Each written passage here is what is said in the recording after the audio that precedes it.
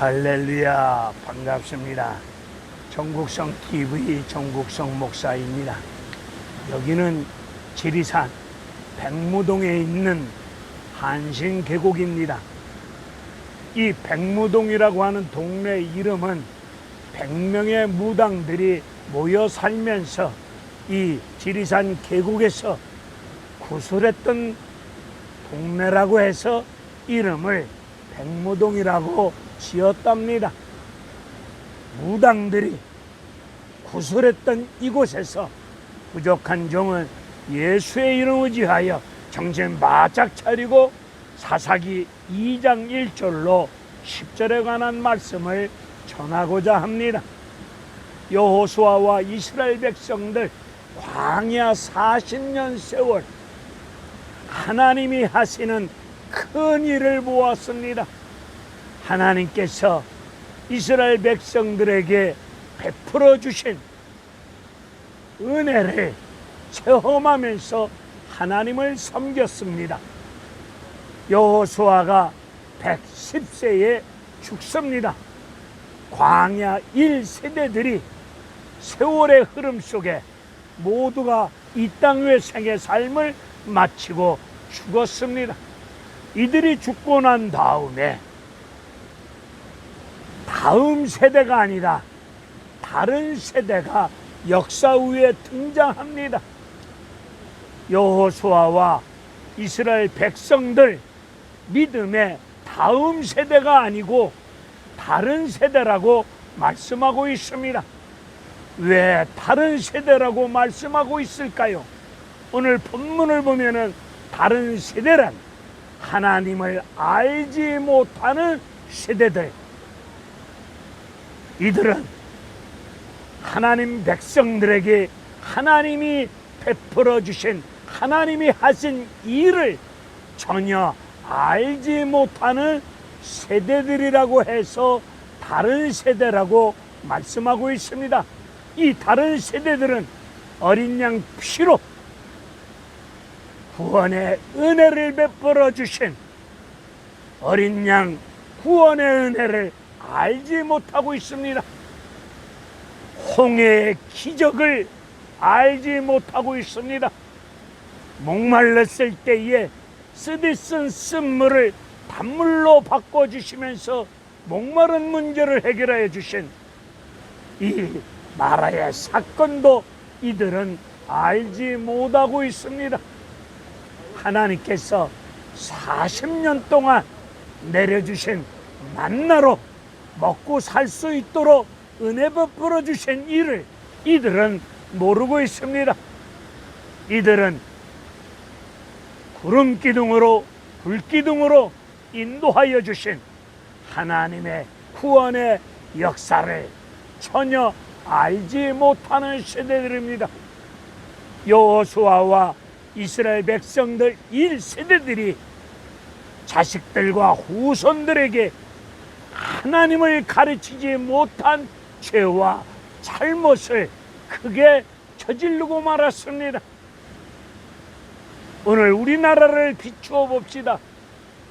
일제 36년 강점기 속에서 그 핍박과 아픔 속에서 하나님을 섬기셨던 우리 믿음의 대선배님들, 이들은 6.25 전쟁 참혹한 아픔을 겪으면서도 아버지가, 부모님이, 형제가, 동네 사람들이 자기 눈앞에서 죽어가는 참혹한 아픔을 보면서 그 슬픔 속에서도 믿음을 가지고 하나님을 섬겼던 우리 믿음의 대선배님들, 보릿고개 먹고 살기 힘든 배고픈 시절 속에서도 허기진 배를 움켜잡고 하나님을 찾고 차디찬 마룻바닥에 엎드려서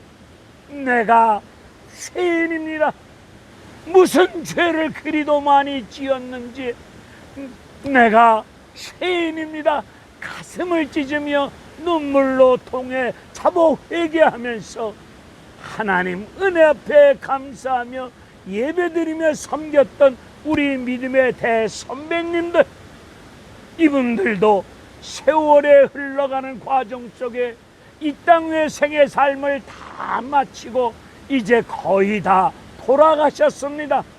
그 이후에 등장한 세대들이 다음 세대가 아닌 것 같습니다. 다른 세대인 것 같습니다. 하나님을 알지 못하는 세대들이 지금 이 역사 위에 등장하였습니다. 하나님을 알라고도 하지 않습니다. 억지로 교회에 끌려왔어도 예배드리는 그 자세를 보면은 과간입니다. 경건의 모양이 전혀 없습니다. 하나님 말씀 들으려고 하지도 않습니다. 재미없다고 떠들고 있습니다. 하품하고 있습니다. 한숨만 지고 있습니다. 따분하다고 합니다. 오늘 우리 한국교회가 자식들에게, 후손들에게 하나님께서 이 민족을 구원하여 주시고 지금으로부터 130년 전에 이 땅 위에 예수 그리스도의 복음이 들어옴으로 인하여서 이 민족 구원하여 주신 하나님의 큰일을 오늘 이만큼 먹고 살 수 있는 풍요로운 축복을, 은혜를 베풀어 주신 하나님의 은혜로운 축복의 손길을 우리가 예수를 믿는 믿음의 삶을 통하여 자식들에게, 후손들에게 하나님이 어떤 분이심을, 예수 그리스도의 십자가 보혈의 은혜를 가르쳐 줘야 될 줄로 믿습니다. 출산율 저조로 말미암아 우리가 살고 있는 시골, 남원 이 동네 시골에도 아이 울음소리를 들어보지를 못하고 있습니다. 교회마다 주일학교 어린아이들이 없습니다. 대한민국이 앞으로 살 수 있는 길, 나와 여러분 인생길, 나와 여러분의 가정길, 여러분의 자녀들이 살 수 있는 길은 인간의 생사복을 주관하고 계시는 여호와 하나님을 우리가 믿음의 삶을 통하여 가르쳐 줘야 됩니다. 믿음의 유산을 물려줘야 됩니다. 머리로 지식적으로 하나님을 가르쳐 주는 것이 아니라 우리가 하나님을 믿고 믿음의 삶을, 하나님 앞에 주의를 지키며 예배드리는 삶을, 기도하는 삶을, 말씀과 성령의 인도하심 앞에 순종하는 삶을, 하나님이 나한테 맡겨주신 귀중한 사명과 하나님의 뜻을 충성스럽게 감당할 수 있는 은혜로운 믿음의 삶, 섬기는 삶, 봉사하는 삶, 희생하는 삶, 이 죄악 많은 세상 가운데 속에서 그리스도인으로서 경건의 능력을 갖추고 구별된 삶을 통하여 참된 그리스도의 삶으로 말미암아 믿음의 삶을 통하여 자식들에게, 후손들에게 하나님이 어떤 분이심을 가르쳐 줘야 될 줄로 믿습니다. 그것만이 우리 대한민국이, 여러분의 가정이, 여러분의 자녀가 살 수 있는 생명길임을 믿습니다. 잠언 22장 6절에서 말씀하십니다. 너희 자녀들에게 마땅히 행할 것을 가르치라. 그리하면 늙어서도 잊어버리지 아니하리라 말씀하고 계십니다. 우리의 자식들이 늙어서도 잊어버리지 않을 수 있는 길은 하나님 말씀으로 신앙 교육을 가르칠 때에 가능할 줄로 믿습니다. 디모데후서 3장 16, 17절에서 성경은 하나님의 감동함을 입은 사람들에 의해 기록되어진 하나님의 말씀은 우리 인간들을 교육하기에 교훈과 책망과 바르게 함과 의로 교육하기에 유익한 것이라고 말씀하고 있사오니 우리 인간들에게 최고의 교육은 하나님 말씀을 가르치는 것이 최고의 교육입니다. 요즘 우리 대한민국 안에서 일어나는 사태를 보게 되면 가진 자들이, 돈 있는 사람들이 가진 죄를 짓고 성추행, 성폭행, 참으로 입에 담기 어려운 사건과 범죄하고 있음을 볼 수 있습니다.